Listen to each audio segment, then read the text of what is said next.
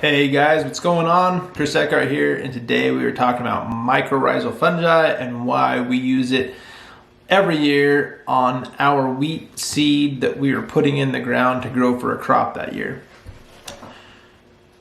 We're going to go back a few years so I can explain how we came across mycorrhizal fungi and why we decided to use it and what we know about it now and why I think everybody should be using it in terms of growing an annual crop on their farm. And in our area, wheat is the dominant crop that grows well, and you can also grow grass and that kind of thing, but grass gets made for hay or seed, and we have a limited market for hay in our area, so we grow wheat in our area. That's the predominant crop that we grow. And if a person's growing wheat, it makes sense to inoculate with mycorrhizal fungi because it does a lot of things like help with P uptake, your phos uptake in the soil. It also helps with nitrogen use efficiency. It helps with a lot of things because you actually have this living fungal spore that goes out and helps gather in moisture and nutrients that your roots otherwise wouldn't get to.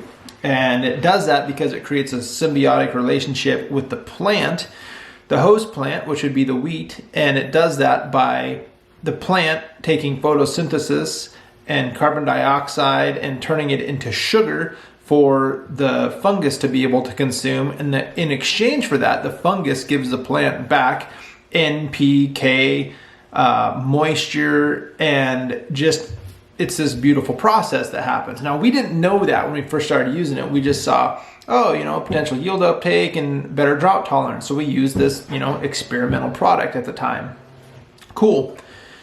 Well, we saw this big benefit from it. We're like, what's going on? Why is it doing this? So I decided to do more research on it, and turns out it was a mycorrhizal fungi product. Well, cool, what's mycorrhizal fungi? And so I started doing a deep dive on what mycorrhizal fungi was and how much it helps with building organic matter. And lo and behold, on our soil samples in our area, we started going from this 1.5–2% range to this 3–4% range in a relatively short amount of time. And when I mean short amount of time, we were told that you could increase soil organic matter by doing no-till, and that you would increase on an average of 0.1% per year. Total BS. There's people that have been farming for 20 years no-till in our area, very, very religious no-tillers, that are running with the same organic matter that they had 20 years ago. So, and that's around 1.5–2%. Now, what builds organic matter is basically decomposing plant matter, lignin content, roots, those kind of things down in the soil, and it creates pore space. Those are all good things, but that decomposes and it turns into organic matter. So does the mycorrhizal fungi. When it dies, it also creates this organic matter going through its life and death process in the soil. Where the big thing happens is the fact that the surface area of the mycorrhizal fungi can be up to 700 times that of the area of the root surface of the plant. That's a huge area. And those spores just spread like wildfire in the soil if they have the right environment. And that's one of the things that can really drive that increase in soil organic matter and ultimately make your soil healthier long term. That's what we've seen anyway. We've seen a drastic increase in our, plant survivability in, poor growing conditions.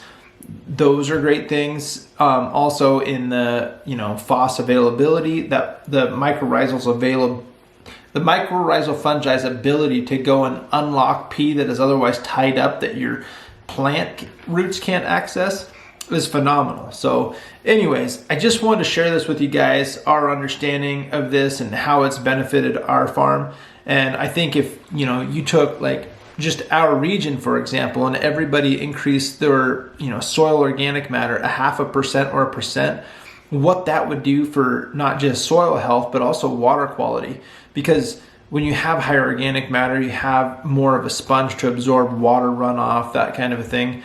And that would be amazing. It just, and I was kind of blown away how this wasn't just common knowledge for particularly wheat growers and stuff in our area, and but all grassy crop growers as far as that goes. So the one area where it doesn't really help is like canola, your brassicas. They don't really respond with the mycorrhizal fungi.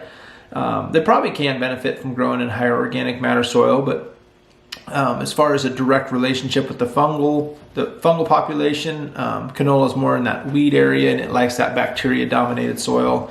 Doesn't benefit really from the mycorrhizal fungi on it. So anyways, I just wanted to share this with you folks out there that have either heard about these products, that kind of thing. For what it costs us per acre, it's super easy to apply. We just apply it onto the seed while we're filling our drills. We get it in a dry format, and it works amazing. So cost wise, depending on the product and stuff that you're using, you're anywhere between $5 and $10 an acre. And I say like our cost of application is around $8 an acre to apply the product that we use on our operation. But yeah, overall, hopefully you guys found this video helpful, and I'm probably going to do more videos on the future of us using the product, how we apply the product. But I just wanted to share this with you guys and what it can do for us out there, because I think everybody can benefit from higher organic matter and healthier crops. So anyways, if you guys have any questions or comments, please comment down below. Be sure to like and subscribe, help us grow. We're a new channel, and yeah, look forward to seeing you guys in the future. So till next time, thanks again.